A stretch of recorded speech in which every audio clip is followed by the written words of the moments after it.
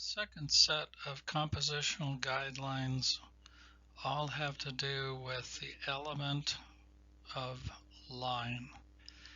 And visual artists in the Western world, maybe not all over the world, but in Europe and North America, South America, all have agreement that certain directions of lines affect the viewer in a certain way. So we call this the language of lines. Here we have what's called vertical show strength. And there's a couple things that are working in our favor here. Number one, the camera has been tilted so that the format is much higher than it is wide. So when we look at this sort of a rectangle in this orientation, we say it's a vertical format. And then we like to say that vertical show strength. So from the bottom of the picture where the hands are in focus to the top of the picture, that emphasizes life, it emphasizes animation. There are magazine editors who will tell their photographers, well, certain kinds of magazines, they'll tell their photographers, don't take any horizontal format pictures. I don't want to put the viewer to sleep. I want the viewer to stay awake and keep flipping the pages. So the photographers always put their cameras up and down vertically and take their pictures in that direction. Now, there's kind of a Z shape or an S shape in this one. The guideline is angles are jumpy. So we can follow this line here, and we see that there's a lot of angles. There's an angle right here. There's an angle right here. So we have lots of angles. This is to keep you from going to sleep. You might have been in certain fast food restaurants and they design a color scheme, yellows and reds and warm colors, because they don't want you to stick around for a long time. They want you to eat and jump up and get out of there. So a photographer, when they take these angle kinds of pictures, they want you to feel the action. They want you to feel alive. They want you to not fall asleep. This is also a really good example of shallow depth of field, because the player is real sharp, but look in the background, which could be very distracting, but the photographer chose a very large lens opening, and that's good because then he could use a fast shutter speed. So it was a win-win situation. As long as he focused on the player, then the background went out of focus. So that's shallow depth of field as well. But remember, angles are jumpy. We have a gravel plant on, I think it's El Mirage Road, not far from the college, and I would like to phone them up sometime and see whether I could get permission to come visit at night. They have lights on just like this, and all of these conveyor belts are angle, angle, angle all over the place. So angles are jumpy. Another one, angles are jumpy. The photographer did some consideration on timing, and you'll notice that this architectural thing right here is almost matched by this shadow right over here. But the picture is full of angles, and the contrast, we're going to talk about contrast not just as value but thematically.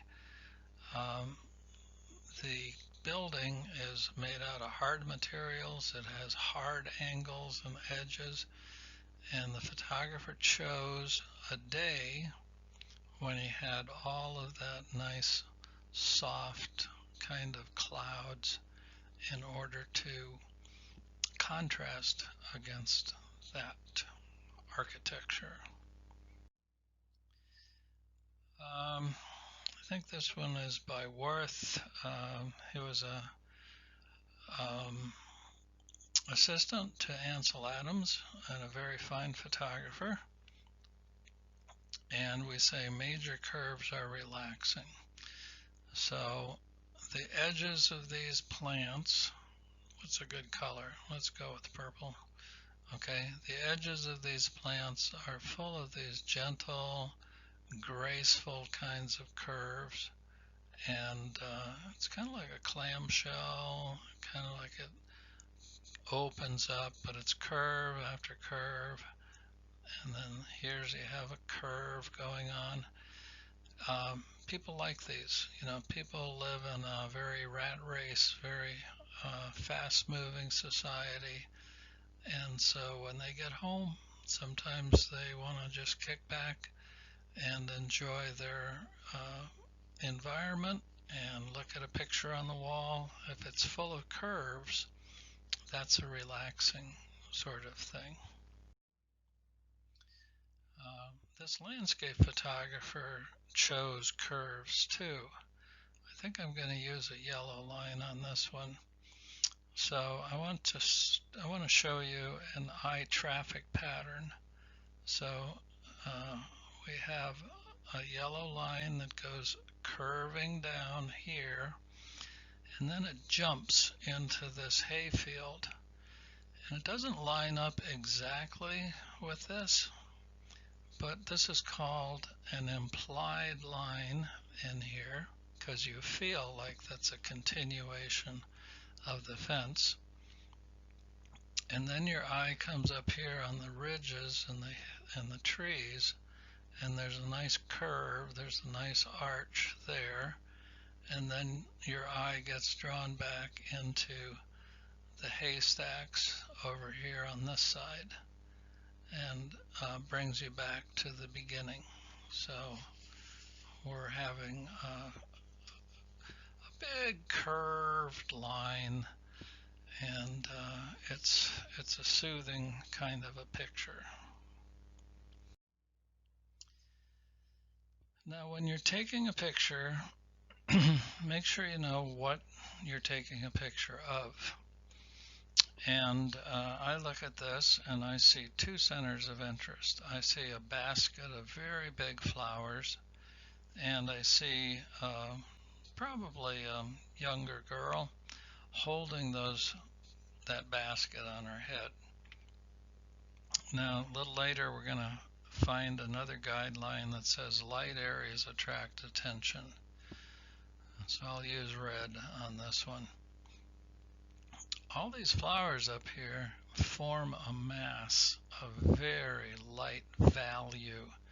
Values are shades of gray. They go from 0% black, which is white, to 100% black, which is gray.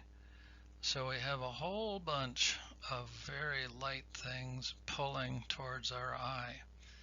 And we like the texture, and we like the positive and the negative space that's being created in them. And then we are human beings, so as a secondary center of interest, we're going to look down here and we're going to see the young lady. Normally we might say that the person would be more important than the flowers, but in this case I think the mass of white is stronger than the human factor. Now we're going to get into another guideline of composition that says adding a known, K-N-O-W-N, adding a known to a picture is giving scale to the picture. So in art, when you are drawing a human being, you look at the size of the head and you say that the body is 7 heads high, or the body is 8 heads high, depending. So what we're going to do is we're going to compare the size of something that we know as the girl's face, and we're going to compare that to the size of the flower. So sometimes when we want to be telling a story, we want to add a known so that we can emphasize that these are not just a little tiny bunch of flowers. These are great big tropical flowers that they have been bringing down to the market.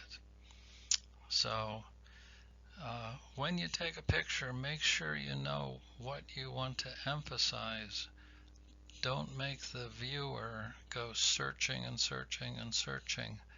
Make it clear by the placement of the center of interest. Use the rule of thirds.